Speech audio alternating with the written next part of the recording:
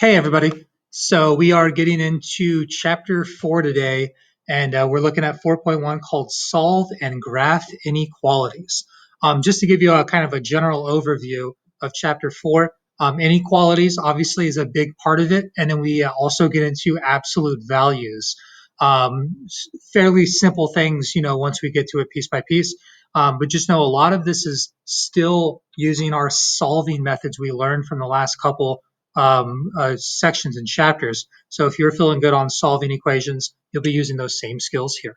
All right. So yeah, the first things first is if we're looking at inequalities, knowing what inequality symbols mean is maybe one of the most fundamentally important things. Okay, so go ahead and take a minute, get the title at the top. As always, go ahead and get what these symbols mean, and then we'll go over it. All right. So yeah, I'm sure you've seen these symbols before, but getting them mixed up is very easy to do.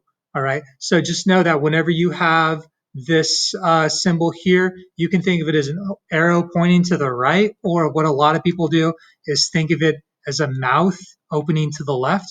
That is a greater than symbol. Okay. A mouth opening to the right is a less than symbol.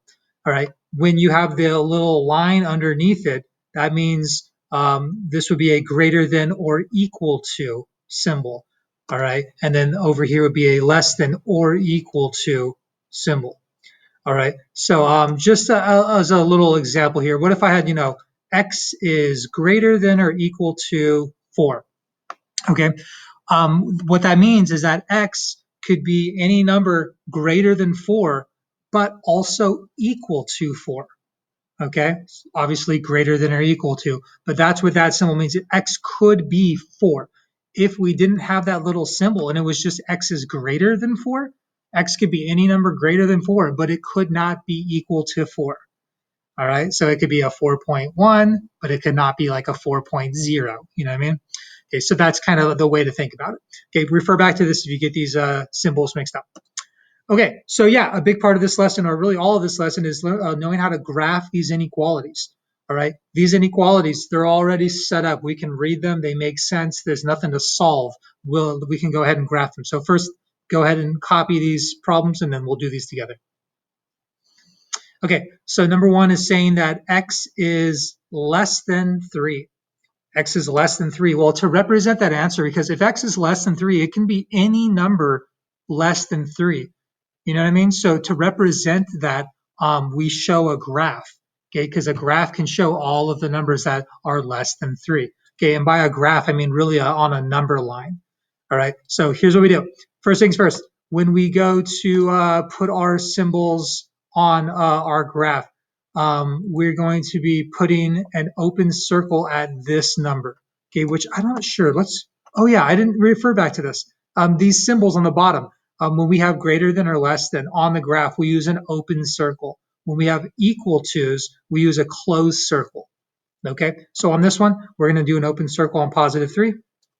Since x is less than 3, notice on the number line, the numbers that are less than 3 are the numbers going to the left. So to represent that, we just point an arrow off to the left. Okay, and that's the graph of x is less than 3. Okay, on number 2 here, it's saying that x is greater than or equal to negative 1. Okay, so at negative 1, we need to put our symbol for greater than or equal to, or rather, a closed dot. So at negative 1, remember that equal to symbol means we put a closed dot at our number. Okay, x is greater than or equal to negative 1. On a number line, all the numbers going to the right are greater than.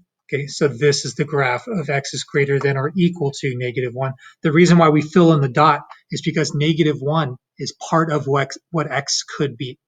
All right, on number 1, x was just less than 3. It wasn't less than or equal to 3. So that's why we put a circle around it to kind of represent it couldn't be 3.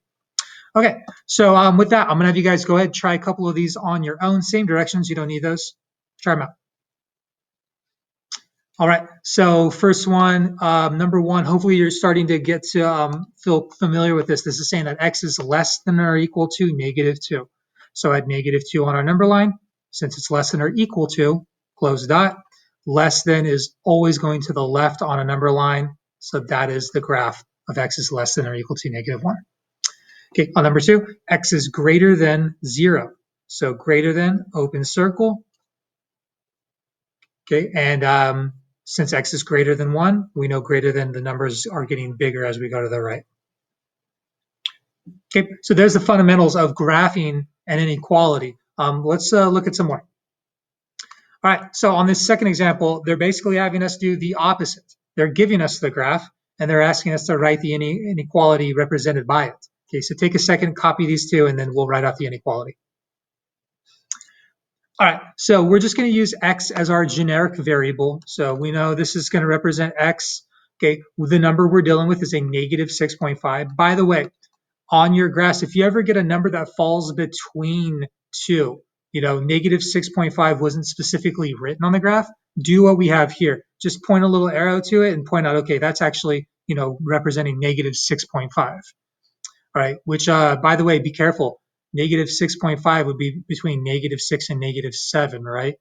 It's easy to think that it would fall here, but that would be a negative 5.5. Okay, so what's our symbol we use? Here's the first thing I noticed, open circle. Okay, open circle means, okay, I know this is either a greater than or a less than. There's no equal to here. Since my arrow is going to the right where all of the numbers are getting bigger, that means it's greater than. So this is the graph of x is greater than negative 6.5. Okay, on number 2, first things first, generic x for our variable. It looks like we're dealing with positive 4. I notice a closed circle. Okay, so I know we have an equal to symbol here. The question is it less than or equal to or greater than or equal to? Since our arrow is pointing left where all the numbers are getting smaller, it is less than or equal to. Okay, so pretty simple stuff there. Once you get used to it, start to memorize what these symbols mean. It'll just make your life easier. Okay, so I'm gonna have you guys go ahead and do the same thing here. Go ahead and copy these two problems and write out the inequality that represents it. Okay, so on number 1 here, looks like we're going to use x again. We're dealing with a positive 9. Open circle pointed to the left where things are getting smaller. Looks like that means x is less than 9. Okay, on number 2, we're using x. Looks like a negative 2.5. Right, closed circle, arrow pointing to the right as the numbers are getting bigger. So that means x is greater than or equal to negative 2.5. Okay. All right, so from here, let's solve and graph some of these inequalities. If you guys notice, x is not isolated on this problem. We need to solve it. Here's the good news. When you go to solve an inequality, you follow the same steps as if you were solving an equation, just like we've been doing the last month or so. All right, so let's go ahead and do this.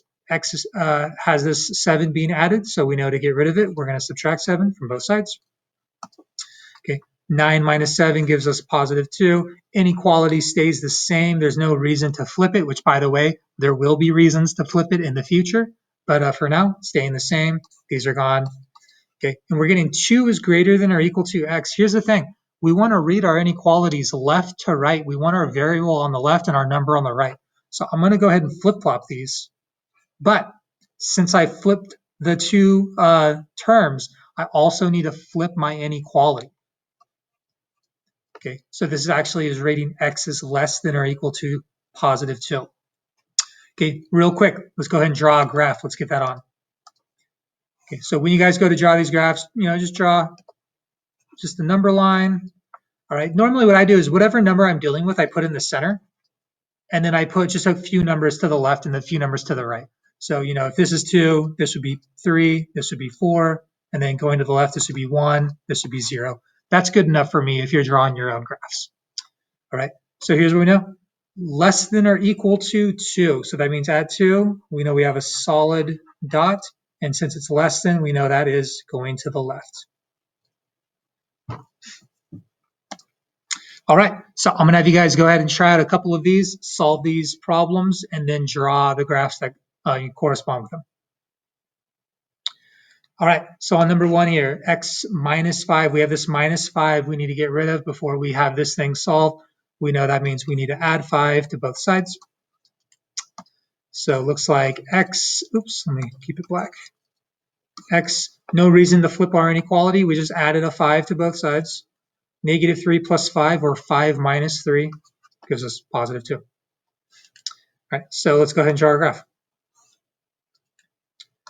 All right, so there's my number line. I would again probably put that 2 in the center, surrounded by some numbers, 3, 4, 1, 0. All right, and it's greater than or equal to 2. So at 2, solid dot greater than goes to the right. All right, on number 2, to get x isolated, looks like this. We got to get rid of this minus 1 by doing the opposite operation, adding 1. So we're getting a 5 again. Inequality stays the same. These are gone. Is greater than x. Okay, 5 is greater than x doesn't really make a whole lot of sense. We need to flip-flop it. We need to have our variable on the left and our number on the right. But that means we also need to flip our inequality. It becomes a less than. Right? So here's my number line. All right, I'm going to put 5 in the center. So that means 6, 7, 4, 3. Okay, less than 5. So I have 5. It's just a less than symbol. So we have an open circle. Less than goes to the left on a number line always. Okay, so obviously make sure your answers and your graphs are looking like mine. If you made some small mistakes, that's okay. Correct them. Try to remember what went wrong. Okay, so that is that, guys. Pretty quick lesson, but yeah, we're getting into inequalities. Don't be afraid. They're really simple. We'll break it down lesson by lesson. Okay, I'll see you guys in class. Bye.